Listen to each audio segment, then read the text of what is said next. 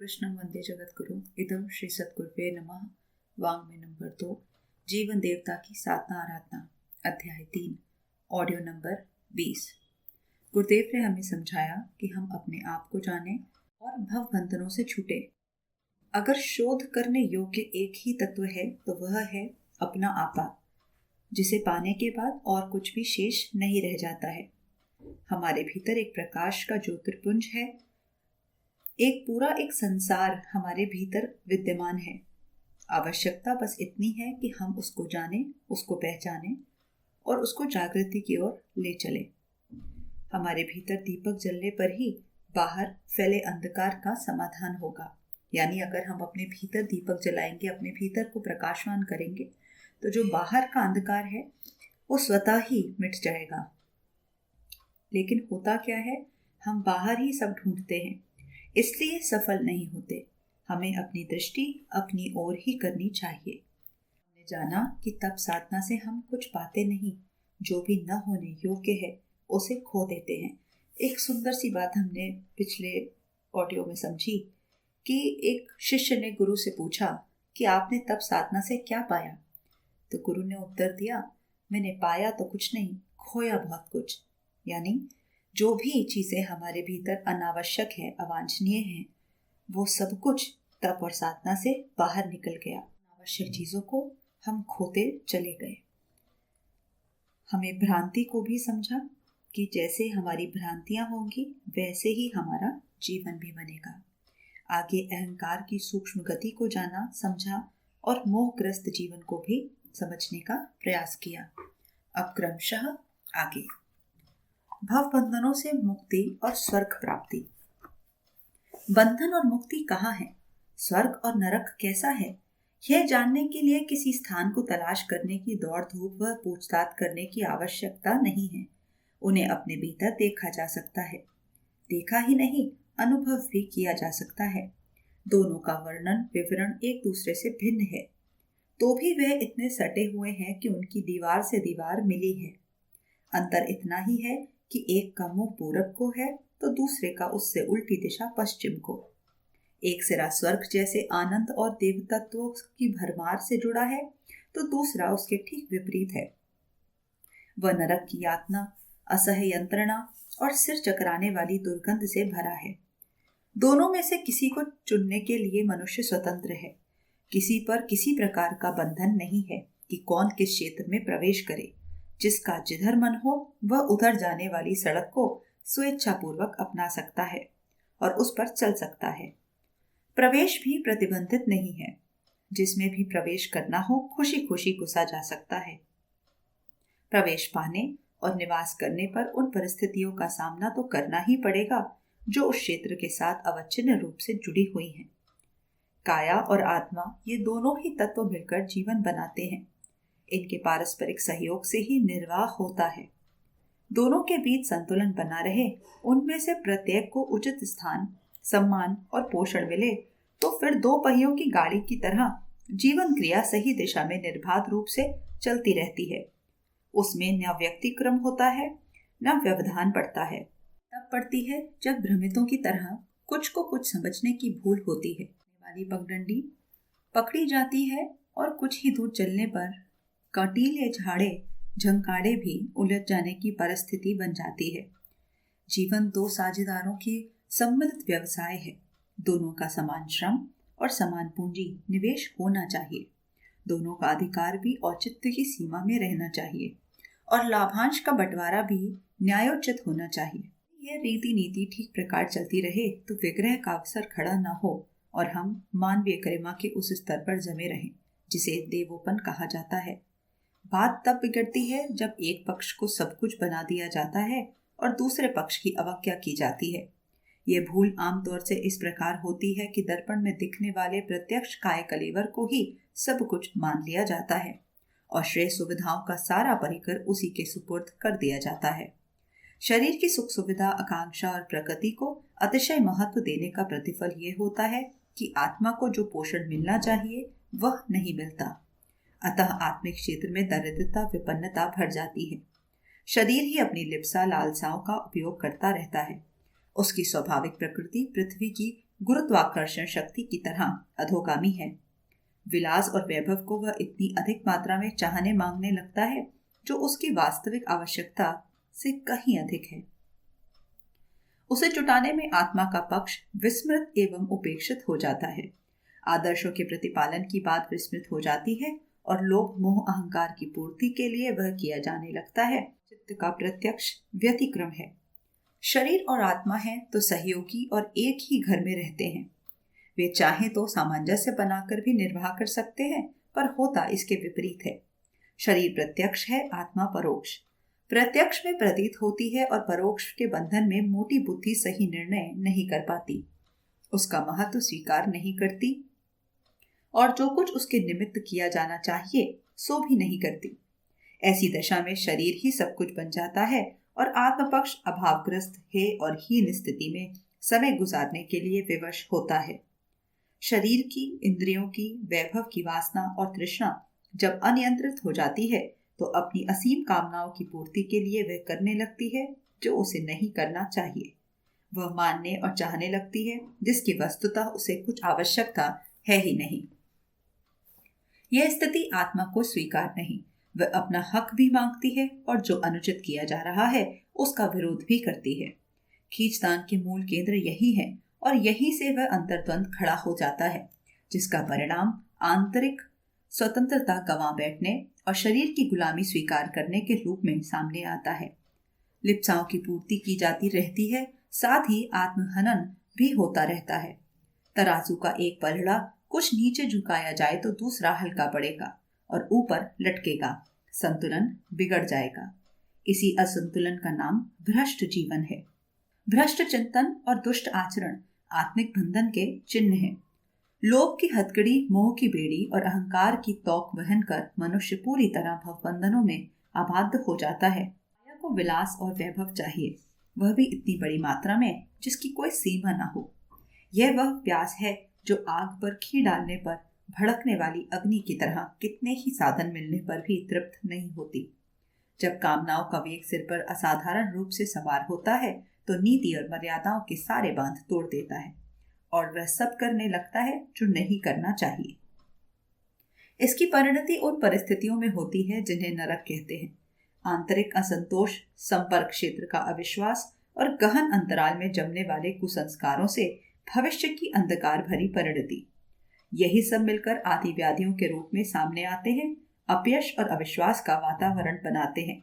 आत्म प्रताड़ना निरंतर सहनी पड़ती है और समाज दंड, राजदंड, प्रतिशोध का निरंतर भय बना रहता है। इसका सबका समीक्षण ही नरक है।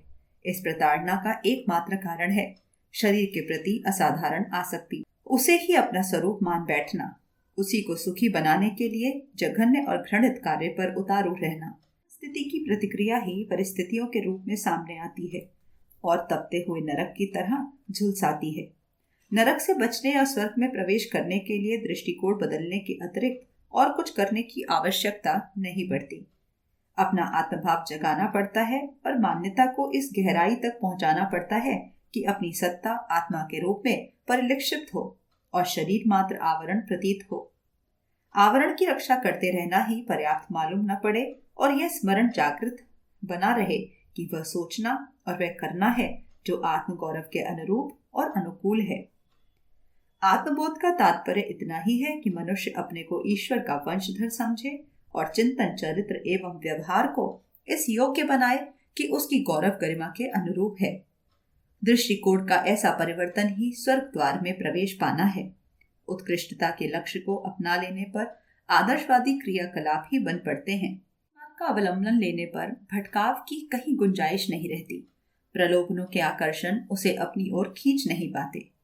किसी के विरोधी हो जाने पर हानि पहुंचाने के भय और दबाव भी उसे इस परिस्थिति में नहीं पहुंचाते जिसमें उसे अवांछनीय या अनैतिक कार्य करने पर उतारू होना पड़े। चिंतन में उत्कृष्टता और आचरण में आदर्शवादिता की समुचित मात्रा भर लेना, यही देव जीवन है। पशुता और पैशाचिकता की निष्कृतता का परित्याग कर दिया। जो ऊंचा सोचता, ऊंचा करता, वह ऊंचा उठता भी है। स्वर्ग ऊर्ध्वगामी दिशा में है, वह किसी स्थान या लोक में संबंधित नहीं। अपना अंतःकरण ही वह स्थान है जिसमें स्वर्ग तो रहता ही है। चाहे तो उसे धकेल कर नर्क की निकृष्टता को भी प्रतिष्ठित कर सकता है। यह मनुष्य स्वयं ही चुनता और वर्ण करता है, किसी दूसरे का हस्तक्षेप नहीं है। प्रत्येक पिता यही चाहता है कि उसका पुत्र उसकी परंपरा एवं प्रतिष्ठा को अक्षुण्ण रखे। ईश्वर भी अपने युवराज मनुष्य से यही अपेक्षा करता है कि वह देव जीवन जिए, अपनी विचारणा में उत्कृष्टता और क्रियाकलापों में आदर्शवादिता की मात्रा न घटने दे। अपने संपर्क क्षेत्र का वातावरण ऐसा बनाए जिसे सर्वोपन कहा जा सके। इसी आधार पर अपना भीतरी और बाहरी ढांचा सुव्यवस्थित कर लेना ही बंधनों को तोड़कर मोक्ष पाना, नरक से निकलकर स्वर्ग में प्रवेश पाना है। यह सब दृष्टिकोण के परिवर्तन और परिष्कार से ही संभव हो पाता है। आत्म परिष्कार से परब्रह्म की प्राप्ति। राजा जनक ने महर्षि याज्ञवल्क्य से पूछा, भगवान, यदि आपने अपने जीवन में कुछ महत्वपूर्ण बातें सुनी हो तो कृपया कर उनका सारांश मुझे भी बताइए। उन्होंने स्मरण करके 5 अति महत्वपूर्ण बातें बताईं और कहा, राजन, मैं इन्हीं तथ्यों को आधार मानकर चला हूँ। तुम भी यदि इन्हें ध्यानपूर्वक सुनो और हृदयंगम करो तो कृतार्थ हो सकोगे। महर्षि ने बताया, आचार्य शैक्तानी ने उन्हें एक बार उपदेश दिया था, सुनो, वाक ब्रह्म है, वाक आयतन है, वाक की प्रतिष्ठा का आधार आकाश है, अर्थात यह वाणी परमात्मा का स्वरूप है। यह समस्त संसार वाणी से प्रभावित होता है। जो कुछ इस संसार में दिखाई पड़ता है वाणी का प्रभाव है। शब्दों को नाप तोल कर सारगर्भित आधार पर अपने और दूसरों के कल्याण के लिए बोला जाए तो उससे परमात्मा की ओर चलने में प्रगति होती है। मंत्रों के अधीन देवता हैं और वे देवता उन ब्राह्मण के अधीन हैं जो एक एक शब्द को मंत्र समझकर श्रेष्ठतम सदुपयोग के लिए बोलते हैं। अपने शत्रु मित्र इस वाणी के आधार पर ही घटते बढ़ते हैं। निर्माण और विनाश की, उत्कर्ष और अपकर्ष की संभावना वाक कौशल पर निर्भर करती है। यही वाणी अपनों को पराया बना देती है और परायों को अपना कर लेती है। वाक में मधुरता, नम्रता, सज्जनता और हितपरायणता घुली हुई हो तो उससे बोलने वाले का सम्मान और प्रभाव बढ़ता है। परिष्कृत वाणी से यह सारा संसार तरंगित होता है और अशुभ की शुभ में परिणति संभव हो जाती है। वाणी की पवित्रता अंतःकरण को पवित्र करती है, उससे यह सारा विश्व पवित्र होता है। सो वह वाक ही ब्रह्म है। राजा जनक ने कहा, और कुछ आपने ऐसा ही सारगर्भित सुना हो तो उसे भी कहिए। याज्ञवल्क्य ने कहा कि दूसरा ऐसा ही उपदेश मुझे आचार्य शल्यध्यान ने दिया था। उन्होंने कहा था, यह प्राण ब्रह्म है, प्राण के भीतर सब कुछ भरा है। आकाश में उसी की प्रतिष्ठा है, अर्थात साहस रूपी प्राण के द्वारा भौतिक पदार्थों से लेकर परम आत्म तत्व ब्रह्म तक की प्राप्ति हो सकती है। यह संसार प्राण के कारण ही जन्मा और गतिशील है। यहाँ सब कुछ प्राण से ही ओतप्रोत है। प्राण के बिना जो शेष रह जाता है वह शून्य या अंधकार रहता है। इस संसार में उसी की प्रतिष्ठा है जो प्राणवान है। जो सुंदर और सक्रिय दिखता है वह प्राण ही है। यदि वह न रहे तो यहाँ कुरूपता और नीरवता के अतिरिक्त और कुछ दिखाई न देगा। देखने लायक केवल प्राण है। जो कुछ आकर्षक है उसे प्राण का प्रभाव ही कहना चाहिए। विभूतियों और सिद्धियों का आधार ये प्राण ही है, जिसे जीवन के रूप में देखा जाता है। इसी को बल, पुरुषार्थ या पराक्रम कहते हैं। प्रयत्नों और उमंगों के अंतरंग में जो कुछ समर्थ दिख पड़ता है उसे साहस कहते हैं। यह प्राण ही विभिन्न प्रवृत्तियों के रूप में पुरुषार्थ बनकर परिलक्षित होता है। इस क्षमता से रहित होने पर इस संसार में सब कुछ होने पर भी कुछ मिलता नहीं है। मनुष्य मृतक ही है। जिसमें साहस नहीं उसे भी मृतक ही कहना चाहिए। जो जीवन रूपी संघर्ष में अड़ा खड़ा रहता है और कठिनाइयों को परास्त करने के लिए पराक्रम दिखाता है, उससे साहस स्वरूपी प्राण की ही प्रतिष्ठा होती है। प्राणवान को ही लोक चाहता है और उसी का साथ देता तथा सहयोग करता है। मनुष्य का वैभव और आकर्षण उसकी प्राण शक्ति के आधार पर घटता बढ़ता रहता है। की प्राप्ति परम पुरुषार्थ है। इसे आत्मबल संपन्न लोग ही प्राप्त करते हैं। भौतिक सिद्धियां भी मनोबल संपन्नों को ही मिलती हैं। सो इस संसार तथा जीवन का सार इस प्राण रूपी साहस को ही समझना चाहिए। जनक ने फिर पूछा, भगवान, ऐसा ही श्रेयस्कर उपदेश आपने कहीं अन्यत्र सुना हो तो कृपा कर उसे भी मुझे बता दीजिए। याज्ञवल्क्य बोले, राजन, एक बार ऐसी ही महत्वपूर्ण शिक्षा मुझे आचार्य वकर्णाश्न द्वारा प्राप्त हुई थी। उन्होंने कहा था, यह चक्षु ब्रह्म है, में चक्षु का ही आयतन है। आकाश में चक्षु की ही प्रतिष्ठा है, अर्थात जो देखा जाता है वही हमें प्रभावित करता है, जिसे हम देखते हैं वही प्रकाशित करता है। देखने से वस्तुओं का रूप बदल जाता है। दृष्टिपात से कुरूप से सौंदर्य और निर्जीव से जीवन उत्पन्न होता है। यह संसार हमारी दृष्टि की ही प्रतिक्रिया है। जो कुछ सम्मानित होता है वह दृष्टिकोण ही है। देखने से श्रेष्ठता पैदा होती है और निकृष्ट श्रेष्ठ बन जाता है। दृष्टि ही प्रकाशवान सूर्य है और शांतिदायक चंद्रमा। सो इन चक्षुओं को ब्रह्म ही मानना चाहिए। इस संसार की सभी वस्तुएं पंच तत्वों से बनी होने के कारण निर्जीव हैं। न वे कुरूप है, न सुंदर, न उनका उपयोग है और न महत्व। उन पदार्थों में सौंदर्य उत्पन्न करने और उन्हें आकर्षक उपयोगी बनाने का श्रेय अपने दृष्टिकोण का ही है। जिनके गुण ढूंढे जाते हैं वह गुणवान प्रतीत होता है और जिसके दोष निहारने लगे वही अनुपयुक्त और घृणास्पद लगता है। इन आंखों से संसार में जो श्रेष्ठ है उसी को देखें समझें तो श्रेष्ठता बढ़ती जाती है। संसार सुंदर लगता है, पर यदि निकृष्ट को देखने में रुचि हो तो अपनी निकृष्टता बढ़ेगी। साथ ही यहाँ घुटन उत्पन्न करने वाला दुर्गंध ही सर्वत्र फैला प्रतीत होगा। प्रतिष्ठा उसकी है जो प्यार और आत्मभाव की दृष्टि से देखना चाहते हैं।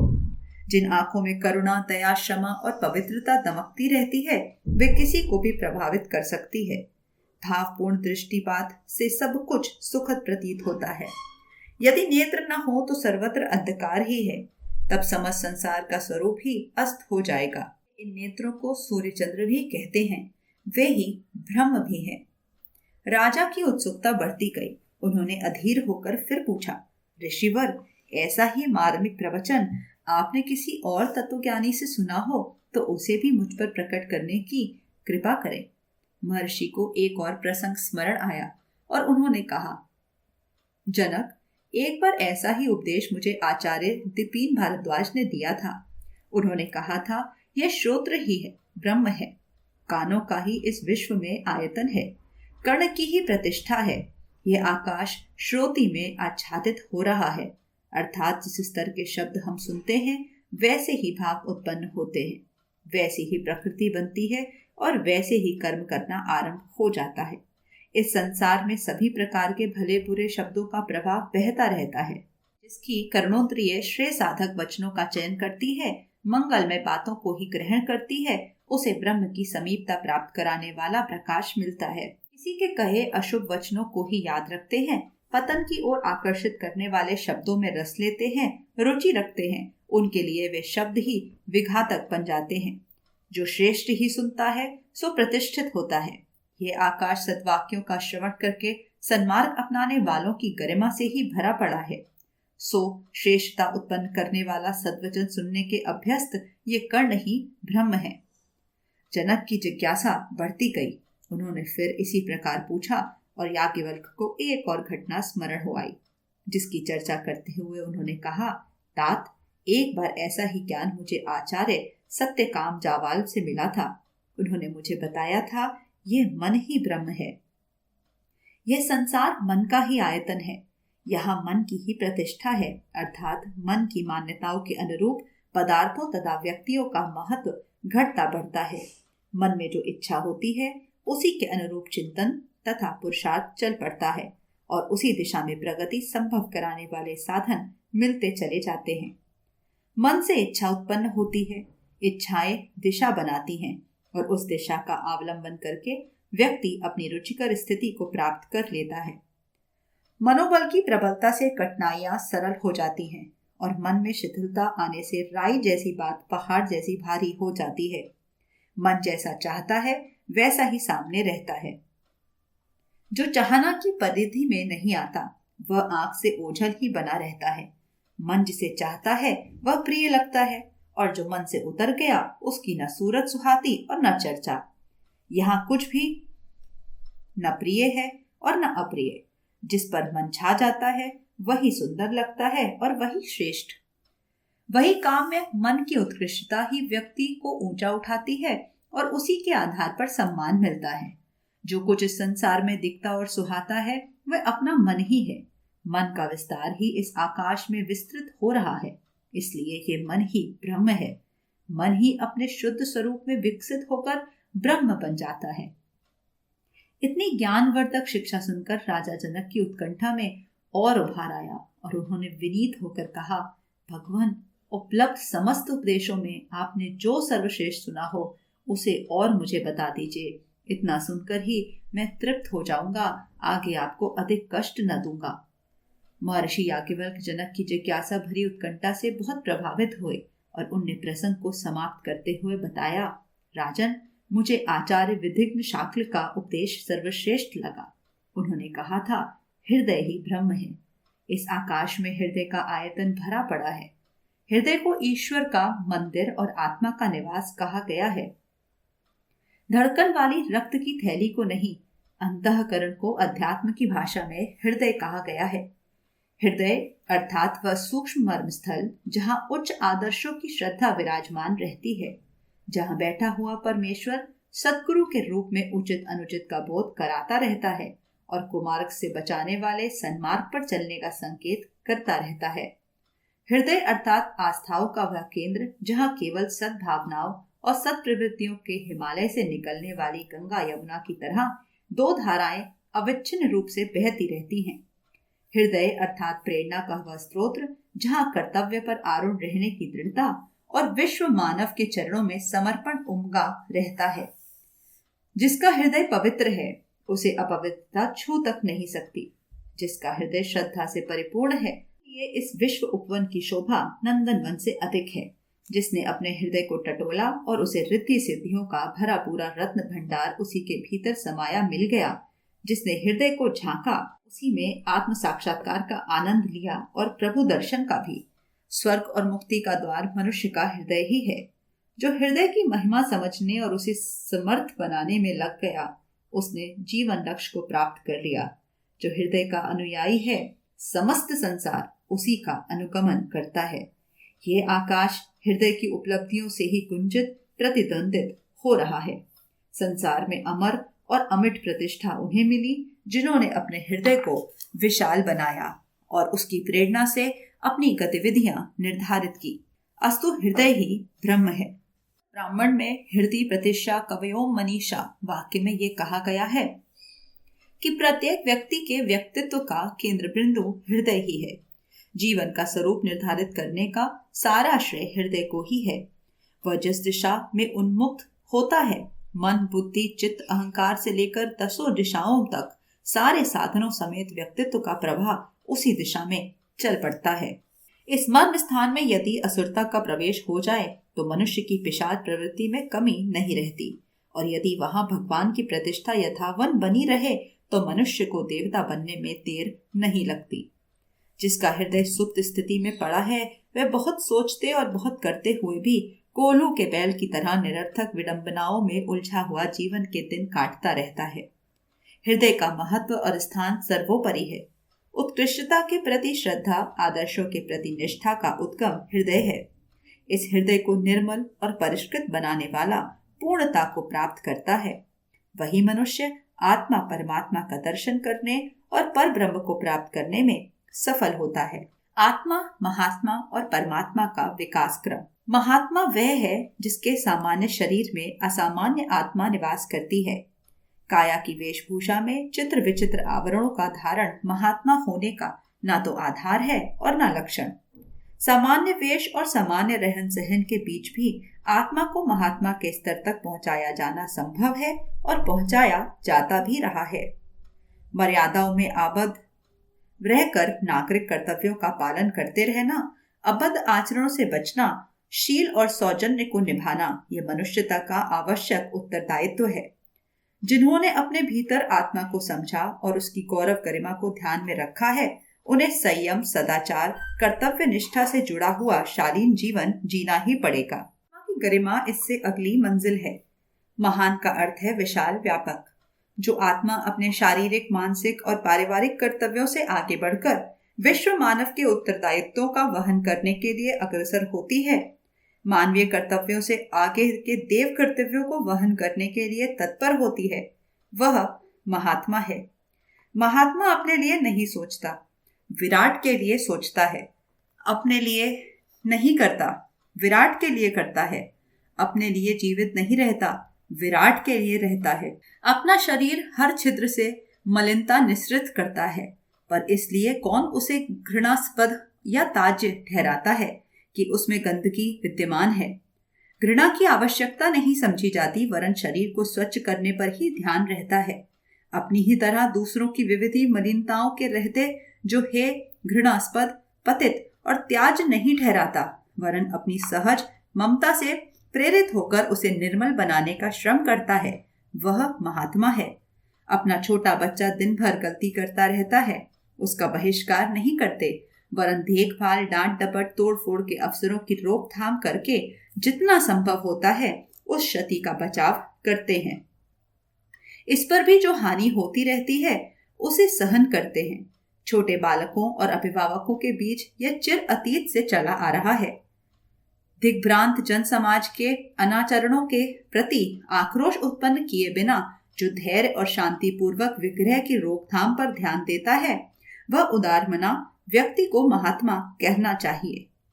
हम अपने और अपने प्रियजनों के दुखों से दुखी होते हैं, इस क्षेत्र में सुख संवर्धन का प्रयत्न करते हैं।